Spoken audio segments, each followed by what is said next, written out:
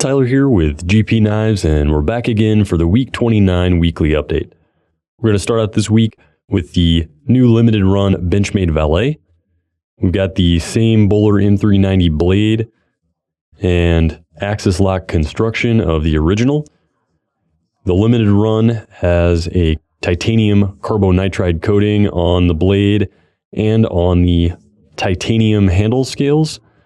So you've got a nice matte gray finish with some pops of color from orange anodized aluminum dual thumb studs and an orange G10 backspacer.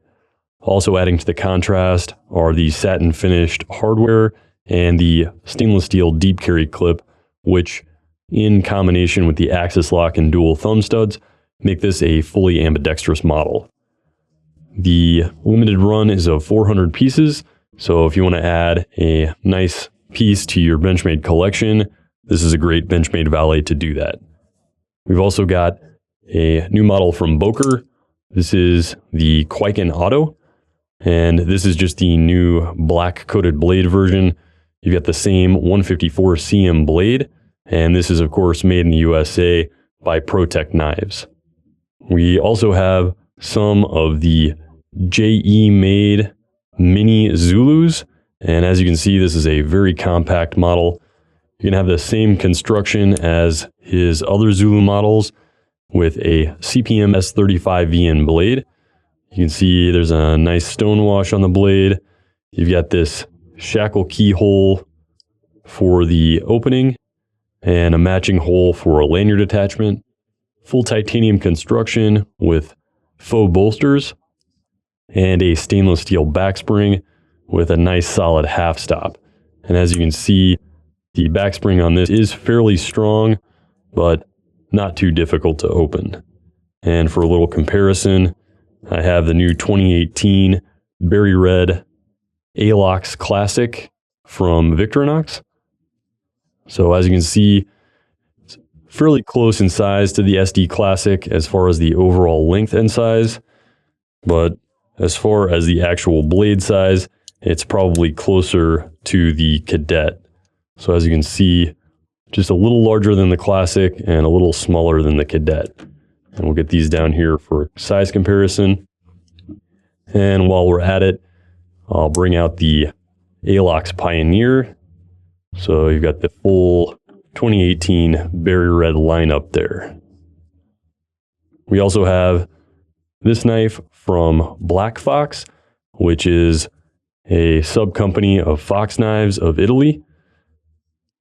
This has got a blade of 440C and is a slip joint construction. This is a Serge Panchenko design, and it is his Bean model that this is modeled after. It's got a mid-height saber grind, good utility knife for its size, oval hole for opening, fairly thick blade stock. And you can see this version has got a black G10 front scale. See if we can get that Black Fox logo there that's milled in. It's a detent, a sprung ball detent on this, so very smooth operation. Not super strong on the close as you can see, but overall just a good EDC. Single position stainless steel pocket clip there. And then we have the same model in a different version. This one has a Zercoat wood handle scale and a satin finished blade. So same overall construction, just a little bit different in the stylings there. And we'll round out week 29 with a couple of fixed blade knives from Tops. We have the Matt Graham designed Little Bugger. This is a 1095 high carbon tool steel blade in a Wharncliffe design. You can see it has a Scandivex grind, so Scandinavian grind up to the very edge where it is convexed, and very thin blade stock, 3/32 of an inch. You got jimping on the spine and then a little notch here for indexing. Allows for a lot of control, but still pretty powerful cuts as well. Very thin overall, and just for comparison, we've got the Alox Pioneer here, so you can see it's actually even a little bit thinner than that. Very compact package for being such a capable knife. Contoured canvas micarta handle scales with black liners for a little contrast. And then a molded kydex sheath with a J-clip on here for carry. And then if you prefer a horizontal carry for the knife, you can also either modify some of the holes in the kydex, which is fairly simple, or get a Spyderco G-clip to facilitate that horizontal carry. And then on the opposite end of the spectrum from the little bugger, we have the Operator 7. It also comes with a custom molded kydex sheath. This one has a leather loop and a drop ring. And then take a look at the knife itself, and we are going to get a full overview here. So let me see if I can make a little space here. So this is a 1075 high carbon tool steel, which is going to deliver a higher level of toughness than the 1095, a little lower hardness. You've got an acid washed and tumbled finish on the blade, as you can see, dual fullers, and a very thick stock. I believe this is actually over a 1/4 of an inch thick. You've got a high height saber grind, and this is definitely a fighting knife in its DNA.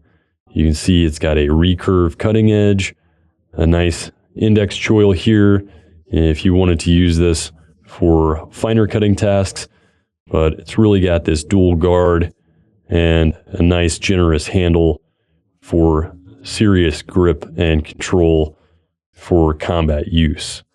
Handles are 1 inch thick, so you've got a nice beefy grip here. And as you can see, you've got a layered handle with black G10, red liners, and canvas micarta attached by these very large Allen bolts. And then you've got a couple of aluminum pins here for adding a lanyard at the end. So a really massive fighting knife. You could press this into service as a field knife and would probably make an excellent chopper due to the heft of the blade. But overall, you got a couple of great new designs that cover the bases from tops. Again, this is Tyler with GP Knives and your week 29 weekly update. Thanks for watching, and stay sharp. If you like what you've seen today and you'd like to see more, check out the rest of the videos on our YouTube channel.